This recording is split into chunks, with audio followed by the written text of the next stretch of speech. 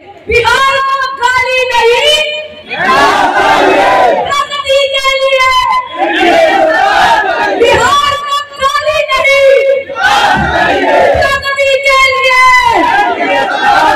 भारत माता की वंदे। यहाँ से हमारी आवाज सासाराम से इस देश की सरहद पर खड़े इस देश के सपूत और सुपुत्रियां जो इस देश की रक्षा कर रहे हैं, उनके कानों तक डायरेक्ट जाना जानी चाहिए। जरा दोनों हाथ ऊपर करके मेरे साथ जयकारा लगाइए, भारत माता की, भारत माता की, भारत माता की। ये अब लग रहा है कि मुंडेश्वरी माई के यहाँ आई हूँ और महामाया की कृपा आप सब पर बनी हुई। जैसी पहली फोटो में दिखती वैसी स्वामी में दिखती। अरे भाई, जो लोग तब से इतना आशीर्वाद देने के लिए बैठे, जरा उनसे साक्षात्कार तो होने दीजिए। आदरणीय भारतेंदु मिश्र जी, आदरणीय जितेंद्र सिंह जी, आदरणीय रितेश राज जी, आदरणीय ऋषभ सिंह जी, आदरणीय विकास सिंह जी, आदरणीय राजेश्वर जी, बहुत ही लोकप्रिय विधायक सुश्री शशि सिंह जी, सम्मानित मंच पर यहाँ उपस्थित मेरे बहनों और भाई, आज बिहार की पावन भूमि पर आकर मैं अपने आप को धन्य मानता हूँ। बिहार की वो पावन भूमि है जहाँ नालंदा भी है, जहाँ विष्णु पद पर भगवान विष्णु नारायण स्वयं मोक्ष का मार्गदर्शन भी कर रहे हैं, जहाँ पर चाणक्य की नीति का जन्म भी हुआ है, जहाँ पर मगध की गरिमा भी है और जहाँ पर भगवान गौतम बुद्ध के सद्बुद्धि और ज्ञान का मार्ग प्रशस्त करा है। ये वो पावन भूमि है मेरे बिहार की, जहाँ पर ज्ञान और मोक्ष का संगम है। अरे जहाँ ज्ञान और मोक्ष का संगम हो, वहाँ का युवा कभी भी दिशाहीन नहीं हो सकता। पिछले 11 वर्षों आदरणीय प्रधानमंत्री श्री नरेंद्र मोदी जी ने भारत में विकास की एक नया स्वर्णिम अध्याय लिखा और बिहार के युवा ने यह देखा कि 2005 से पहले बिहार में एक अंधकार छाया हुआ था, बिहार में जंगल राज छाया हुआ था।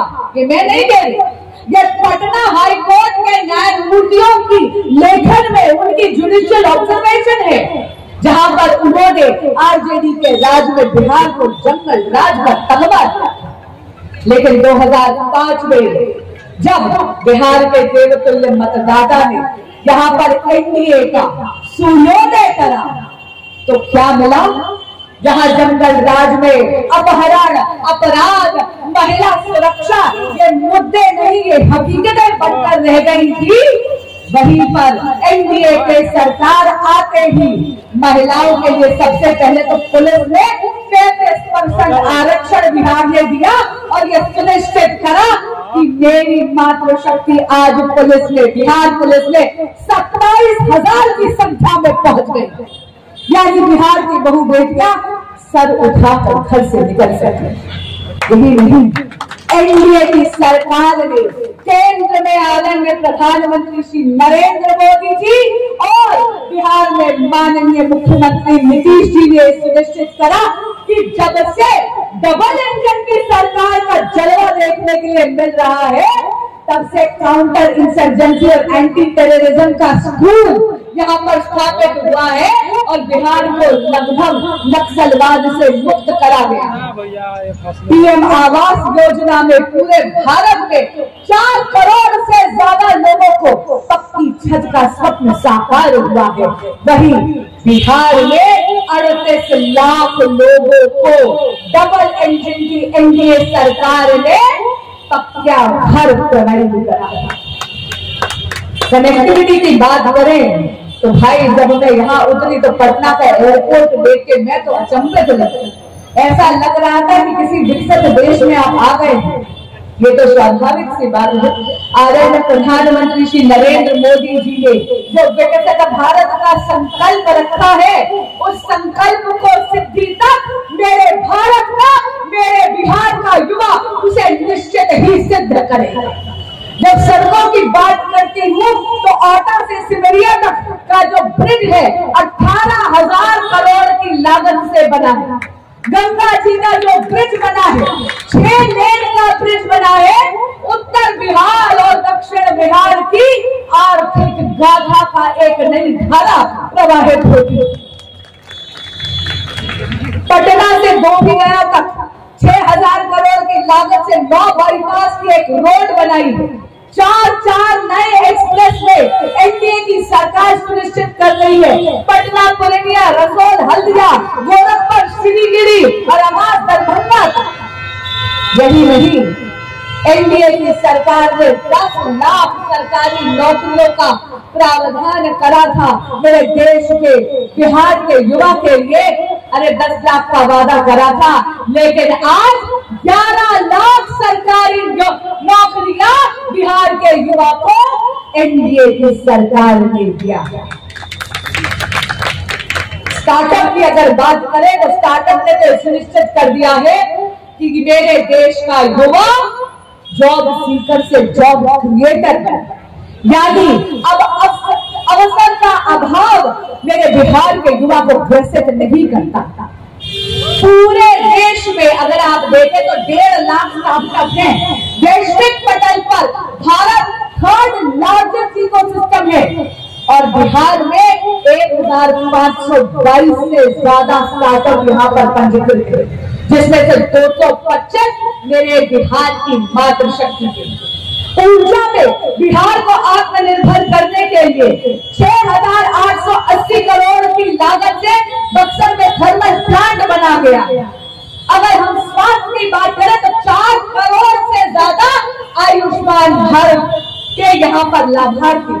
और आयुष्मान भारत में आदरणीय प्रधानमंत्री श्री नरेंद्र मोदी जी ने सुनिश्चित करा है कि 70 बरस से ऊपर के जितने भी हमारे बड़े बुजुर्ग हैं, वो चाहे किसी भी आर्थिक या सामाजिक पृष्ठभूमि से आते हो, उनका मुफ्त इलाज 5 लाख रुपए सालाना मोदी जी देंगे। अब आप कहोगे बांसुरी दीदी, युवाओं के सम्मेलन में आप वरिष्ठ लोगों की बात क्यों कर रही हैं? मैं इसलिए कर रही हूँ बेटा, क्योंकि आप उम्र के उस पड़ाव में पड़ गए हैं जहाँ हमारे माता पिता हमारे बच्चे बन जाते हैं और हम उनके माता पिता।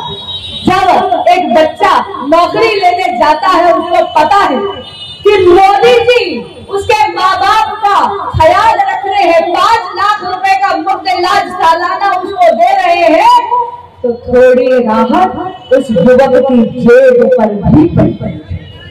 लेकिन किसी भी देश का भविष्य केवल किताबों में नहीं लिखा जाता, उस देश के युवा के हाथों से गढ़ा जाता।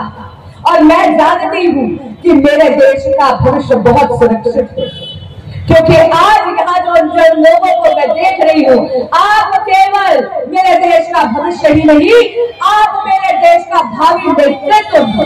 अरे वो दिन दूर नहीं जब मतदान केंद्र की लाइन में लगकर हम सब यहाँ पर चिन्हित कर रहे होंगे, चयन कर रहे होंगे, आपसे ही अपना अगला विधायक, अपनी अगली सांसद, अपना अगला पार्षद चुनकर आ रहा है।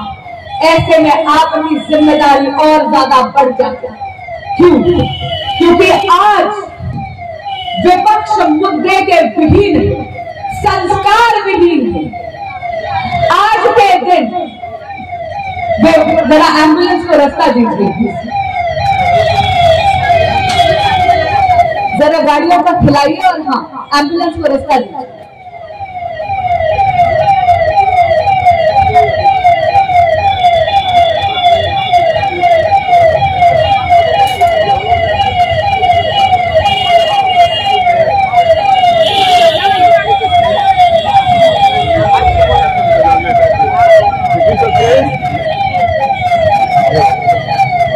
एम्बुलेंस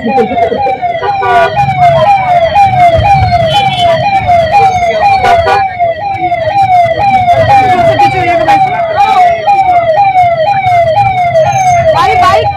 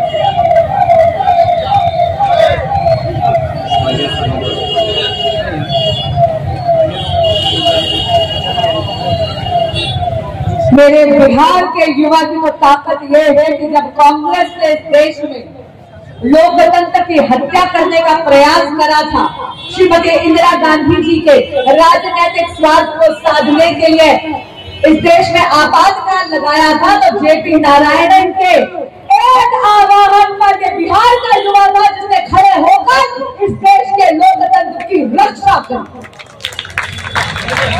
और आज जब इतना विकास देख रहा है तो आरजेडी, कांग्रेस और विपक्ष के नेताओं के पास कोई मुद्दा नहीं है, तो क्या करते हैं आरजेडी और कांग्रेस के नेता आदरणीय प्रधानमंत्री श्री नरेंद्र मोदी जी के लिए तो तू तड़ाक की भाषा का प्रयोग करते हैं। सार्वजनिक तौर पर उनके मंच से मोदी जी की स्वर्गीय माता जी के लिए अभद्र शब्द निकलते हैं, भद्दी भद्दी गंदी गंदी गालियों का प्रयोग करते हैं। लेकिन आज आपके माध्यम से यहाँ खड़े होकर मैं विपक्ष को चेतावनी देती हूँ कि ये जो अभद्रता आप कर रहे हैं ये लोकतंत्र नहीं, ये कायरता है। मैं आपको ये चेतावनी देती हूँ कि सीता मैया के परम भक्त देवतुल्य मतदाता बिहार की जनता इस अभद्रता का प्रतिशोध निश्चित ले। आगामी चुनाव में आरजेडी और कांग्रेस और इंडिया अलायंस के लोगों को मुंह की खानी पड़े। यहाँ खड़े होकर जरा दोनों हाथ ऊपर करके आइए हम प्रतिबद्ध होंगे कि हम इस अभद्रता का प्रतिशोध निश्चित लेंगे, क्योंकि बिहार को गाली नहीं विकास चाहिए। अरे प्रगति के लिए एनडीए सरकार चाहिए। यदि आप मेरे साथ हैं तो दोनों हाथ ऊपर कर करिए भारत माता की, भारत माता की। बिहार को गाली नहीं विकास चाहिए, प्रगति के लिए मेरे साथ बोलिए बिहार को गाली नहीं विकास चाहिए, प्रगति के लिए बिहार को गाली नहीं प्रगति के लिए भारत माता की वंदे वंदे वंदे। बहुत बहुत धन्यवाद।